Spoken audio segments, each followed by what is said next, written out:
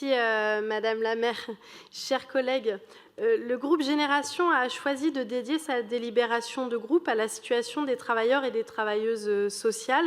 Merci de nous permettre de mettre en lumière ces professionnels chevilles ouvrières de nos politiques publiques de lutte contre la précarité et la pauvreté. Ils et surtout elles, car comme dans beaucoup de professions qui touchent à l'action sociale, les métiers sont très féminisés. Donc, ils et elles sont en souffrance. Des souffrances liées à la fois à leurs conditions de travail, au contexte politique et économique national accentué par la crise du Covid. Assistants et assistantes sociaux, éducateurs et éducatrices spécialisés, instructeurs, instructrices de dossiers, agents, agentes d'accueil, agents, agentes administratifs des services sociaux, elles et ils font un travail indispensable, mais trop souvent invisibilisé, voire stigmatisé à l'image des publics qu'elles et ils accompagnent. Et cette stigmatisation, par exemple, c'est un président de la République en exercice qui se met en scène pour dénoncer un pognon de dingue dépensé dans les minima sociaux.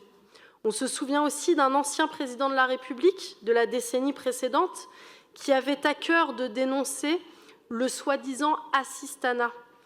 Il ne ciblait pas, je vous rassure, les bénéficiaires du bouclier fiscal qui ont reçu des millions d'euros de cadeaux sans même avoir à remplir un CERFA. Entretenir l'idée qu'il y aurait cette France qui se lève tôt et celles et ceux qui profitent, c'est mépriser nos concitoyennes et concitoyens les plus fragiles et mépriser les travailleuses et travailleurs sociaux qui se démènent au quotidien dans la diversité de leur métier pour tenter de limiter les effets catastrophiques des politiques d'austérité ultralibérales. Et pour agir efficacement, il faut des moyens, et surtout des moyens humains. Les difficultés des travailleuses et travailleurs sociaux, ce sont des difficultés salariales, des difficultés de reconnaissance, des difficultés de conditions de travail.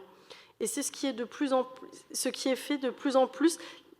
que de plus en plus ces filières deviennent des filières en tension, dans lesquelles on manque de candidates et de candidats et dans lesquelles les postes vacants se multiplient. Et les chiffres rappelés dans la délibération et par Nathalie Macois tout à l'heure sont effrayants. 65 000 postes non pourvus en France, jusqu'à 25% de vacances dans certains arrondissements parisiens, et j'en pense en premier lieu au 18e, au 19e et au 20e arrondissement. Ces vacances de postes entraînent parfois un service dégradé, mais bien trop souvent une surcharge de travail pour celles et ceux qui restent, en raison de l'engagement de ces professionnels. Et nous le savons, à Paris, des postes sont ouverts mais non pourvus, pour plusieurs raisons. D'une part, et ça a été dit largement, le manque de valorisation des filières. Et ce n'est pas seulement un manque symbolique, c'est aussi un manque pécunier, des métiers difficiles, mal connus, peu reconnus et par-dessus tout mal rémunérés. Il est urgent que le gouvernement prenne la mesure de la désertion du métier de travailleuses et de travailleurs sociaux. Nous comprenons bien la tentation d'agir sur ces questions comme sur les questions de santé. Quand, dans les années 70, on théorisait tranquillement que moins de médecins entraînerait une réduction des dépenses de santé, combler le fameux trou de la sécurité sociale dont on paye les conséquences aujourd'hui, certains adeptes de la réduction de la dépense publique pourraient être tentés de se dire que moins de travailleurs et de travailleuses sociaux réduiront les dépenses de l'action sociale. Comme pour la santé, c'est absolument faux et contraire à tout bon sens. Il faut donc en urgence une revalorisation des filières métiers à l'échelle nationale. Et il faut aussi renforcer les formations. Avec le groupe communiste, nous nous étions fortement intervenus contre la fermeture programmée par l'Académie de Paris et la région de l'école du travail social au lycée Rabelais, dans le 18e arrondissement.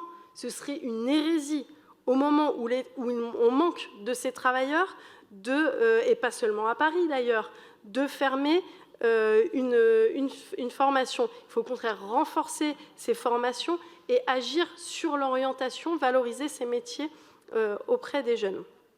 Enfin, à Paris, notre ville s'engage dans la construction du Paris de l'action sociale, une grande réforme de fusion du KSVP et de la DASES qui permettra de renforcer et d'améliorer l'accueil des usagers et des usagères dans les arrondissements, un peu sur le modèle des maisons départementales des solidarités. le groupe communiste s'inscrit pleinement dans ce projet. Et si notre action sociale est ambitieuse, c'est vrai qu'elle est parfois peu lisible et donc moins accessible pour des publics déjà fragilisés.